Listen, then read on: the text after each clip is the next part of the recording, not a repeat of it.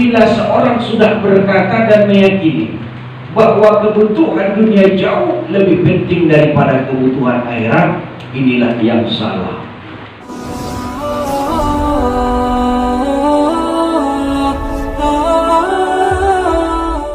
Assalamualaikum warahmatullahi wabarakatuh. Sahabat beriman, dukung channel ini dengan menekan tombol subscribe karena subscribe itu gratis. Alhamdulillah wassalatu wassalamu ala rasulillah ajma'in. Subhanaka la ilma lana illa ma 'allamtana innaka antal alimul hakim. Hasbunallah wa ni'mal wakil, ni'mal maula wa ni'man nasir, wa la haula wa la quwwata illa billah. Ilahi anta maqsudi wa ridhaka matlubi al-qadar. Bila seorang sudah berkata dan meyakini bahwa kebutuhan dunia jauh lebih penting daripada kebutuhan akhirat, inilah yang salah. Wal akhiratu khairul laka minal ula. Akhirat itu lebih utama dan lebih baik bagimu, kata Allah. Sebab kenapa? Dunia ini terasa indah bagi kita. Ini semua tidak lain adalah godaan daripada iblis. Iblis akan membisikkan kepikiran, iblis akan membisikkan kepada hati kita bahwa kita masih banyak kebutuhan, bahwa kita masih banyak keperluan, bahwa kita masih banyak urusan. Disebabkan yang demikian itulah akhirnya akhirat kita lupakan. Tidak sedikit orang, saya pernah menguji begini, Pak. Sudah saya sampaikan di beberapa majelis taklim, ketidakpahaman seseorang mengenai Tuhan. Manusia tidak sadar pentingnya agama. Iya, Pak. Kadang-kadang saya berkata begini, Pak. Kalau kita bekerja, katakanlah kita bekerja mencampur, Pak. Kalau kita bekerja mencampur, ada rasa capek, lelah, panas dan sebagainya. Toh kita bisa berhenti, Pak. Setengah hari kita capek, lelah, panas, berhenti. Bisa kita, Pak. Kita bekerja di perusahaan, capek, lelah, lapar, haus, kita bisa berhenti, ambil makanan dan minuman, kita makan dan minum. Tapi kalau akhirat, Pak, tidak macam itu.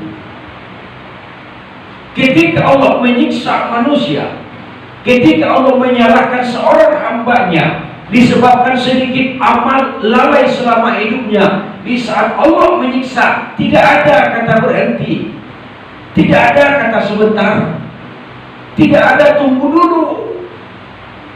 Tidak berkesudahan Allah menyiksa seseorang itu. Allah Maha menyiksa. Kenapa Allah Maha menyiksa, Pak? Sebab Allah sudah berkata mengutus 25 rasul, 2 kitab ke dunia ini agar manusia beriman dan beribadah kepada Allah. Tapi manusia masih tidak mau beribadah. Wajar Allah siksa, Pak. Allah kasih 60 tahun umurnya, separuh lebih 40 tahun tidak sama sekali dalam ibadah. Wajar Allah hukum. Jangankan Allah, Pak, kita saja gitu, Pak. Coba lihat, Pak, kalau kita punya anak.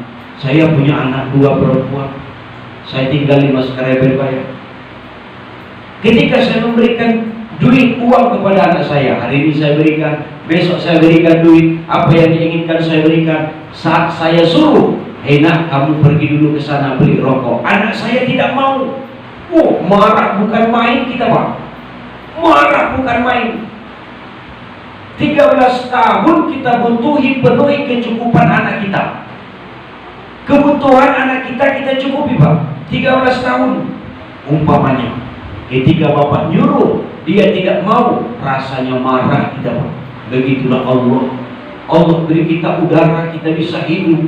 Allah beri kita sehat, Allah beri kita istri, Allah beri kita anak, Allah beri kita kedamaian, kampung yang damai, ada musola yang berkah, kita bisa berjamaah di sini, baca Yasin di sini semuanya.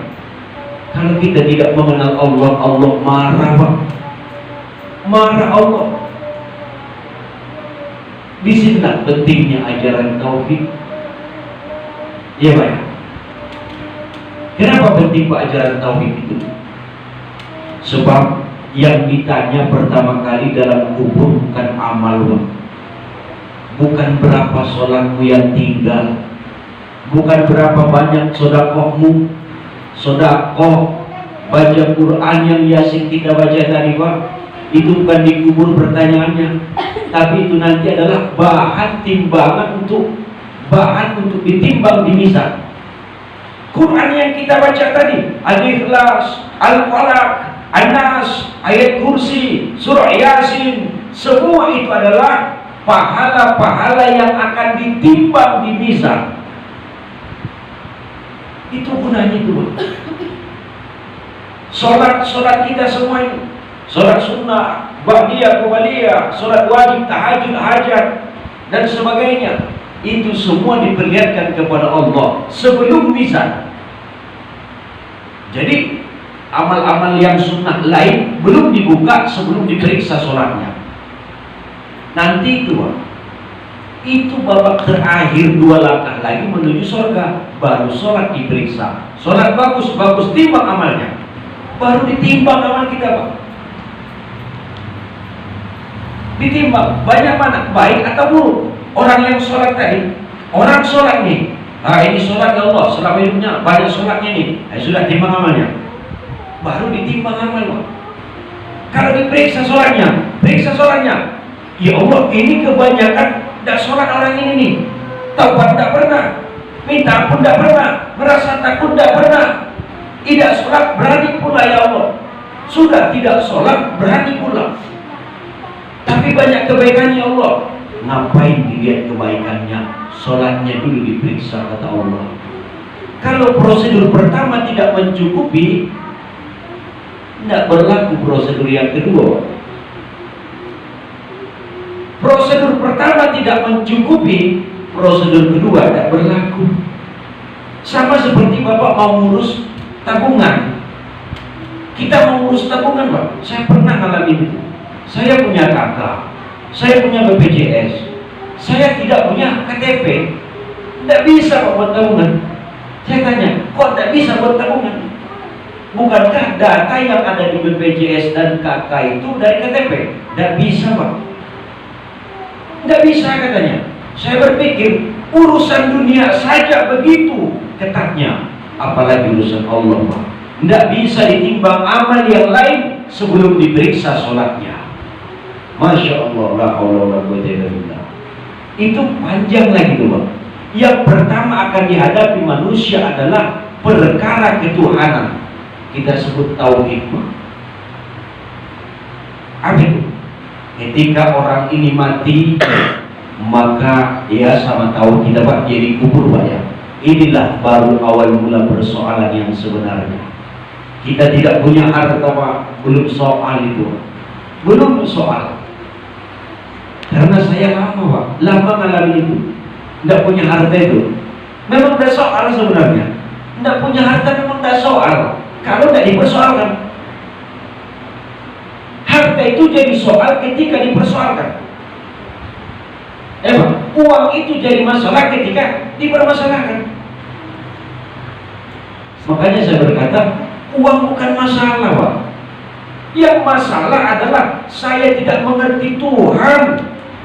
Kalau Tuhan saya tidak mengerti, ditambah saya tidak punya uang, nah inilah ketekanan itu, Pak. Tuhan tidak paham, uang tidak punya, iblis lah itu. Ada begal, ada rampok, ada maling dan sebagainya, Pak. Tapi kalau ada Tuhan tidak masalah. Dia mengerti tentang Tuhan, karena dia tahu innallaha alimun bidzati sudur. Allah melihat, mengetahui. Allah mengetahui setiap apa yang ada dalam hati manusia. Di dalam hati Allah lihat, apalagi di pikiran kita. Inilah orang tauhid. Mereka mengerti yang tidak dijelaskan. Mereka mendengar apa yang tidak dikatakan. Orang yang mengenal Allah. Inna awliya Allah la khaufun alaihim wa lahum yahzanun. Kekasih Allah itu tidak punya rasa takut dan tidak punya rasa sedih. Hatinya sibuk pada Allah. Dia punya anak, dia punya istri, tapi Tapi semua yang dia lakukan bukan untuk anak, bukan untuk istri, tapi untuk Allah, Pak. Dia memberi nafkah kepada anaknya agar Allah ridho, katanya.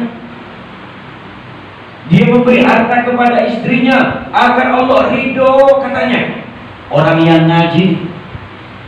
Kebetulan malam ini saya bisa sampai di sini diberkatkan saudara saya, Pak. Ada namanya di Blok C1, Pak, ya. Aan namanya, Pak, yang memperkenalkan saya bisa hadir di sini. Beliau ini adalah jemaah saya, di mana setiap malam Senin saya mengadakan majelis kajian Thariqat Tauhid di Mas Karebet. Beliau hadir dari Talak Rahmat Mas Karebet, Pak, ya. Setiap minggu malam Senin, Pak, ada Isya. Saya ini mengajar di pondok pesantren, Pak. Di pondok pesantren di Tanjung Harapan, masuk dari Simpang Logan. Saya di situ mengajari kitab kuning. Karena kebetulan saya lulus dari Medan, pernah pondok selama 7 tahun. Sekarang ini alhamdulillah saya menjadi ketua Majelis Ta'lim Umat Wahidah Thariqat Samaniyah Sumatera Selatan. Tauhid yang saya ajarkan adalah tauhid Asy'ari Maturidiyah, yaitu Ahlus Sunnah wal Jamaah yang sangat keilmuannya bersambung kepada Rasulullah SAW. Yang mana sanad itu sudah saya berikan kepada saudara saya jemaah kita. Jadi kalau bapak-bapak ingin melihat sanad keilmuannya, ilmu yang saya terima dari guru saya sampai kepada Rasulullah SAW. Jadi bukan ilmu macam-macam, Pak, ya. Dan pengajian tauhid ini, tapi kalau saya bermaksud, andaikan pun Allah berkehendak kita membuka majelis di sini, pertama-tama saya hanya mengajarkan ilmu syariat, Pak. Ilmu syariat diiringi dengan ilmu tauhid. Cara kita istinja, cara kita sholat. Sallu kama ra'aitumuni usolli. Sholatlah kamu sebagaimana Rasulullah sholat. Sebagaimana kau lihat aku sholat, kata Rasul. Padahal kita tidak hidup di zaman Rasul. Kita tidak tahu bagaimana sholatnya Rasul, tapi kita disuruh sholat seperti Rasul. Nah, itulah yang kita pelajari. Tajahisul mayit, Pak.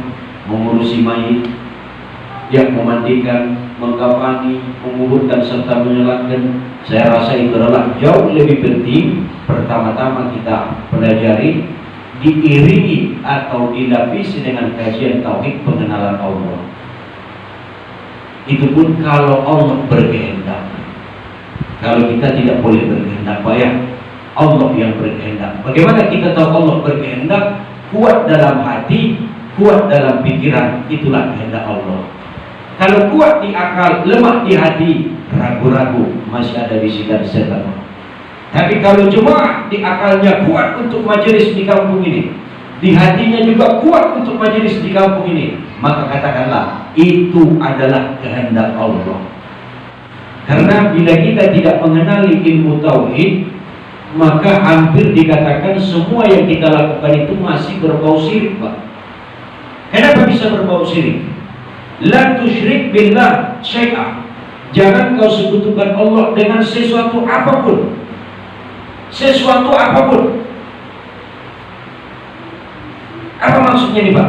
Tidak boleh ada yang hebat lebih dari Allah bagimu. Saya balik kalimatnya. Bagimu tidak boleh ada yang lebih hebat selain Allah. Kalau masih saya yang memberi, masih saya itu berarti saya ada. Berarti saya ini menjadi sekutu bagi Allah. Makanya pentingnya tauhid, kita mengesahkan Allah, menghambakan diri. Bukan saya yang bersedekah, tapi Allah yang mau saya bersedekah. Bukan saya yang baca Quran, tapi Allah yang membuat saya baca Quran. Buktinya saya diberi sehat, diberi keinginan, diberi kesempatan, sehingga saya bisa datang ke musola dibaca surah Yasin. Dia selalu mengembalikannya kepada Allah Subhanallah. Ketika dia menyebut la ilaha illallah, hatinya betul-betul hadir kepada Allah Subhanahu wa ta'ala. Tidak dia ingat lagi yang lain kecuali Allah. Allah tolong saya, Allah pandang saya, Allah perhatikan saya, Allah saya butuh kamu ya Allah, Allah lihat saya. Hatinya terus mengadu meminta kepada Allah. Antakbirullah annaka tarahu fa illam takun tara fa innahu yaraka. Ketika kau menyembah Allah, mestinya kamu seolah-olah melihat Allah, tapi tak pajak kamu melihat Allah, maka seolah-olah bagimu Allah memperhatikanmu. Hadis dalam kitab Arba'in Nawawiyah Bukhari wa Muslim. Jemaah yang dimuliakan Allah Subhanahu wa taala, penting sekali majelis taklim ini. Majelis taklim ini adalah majelis yang sangat besar.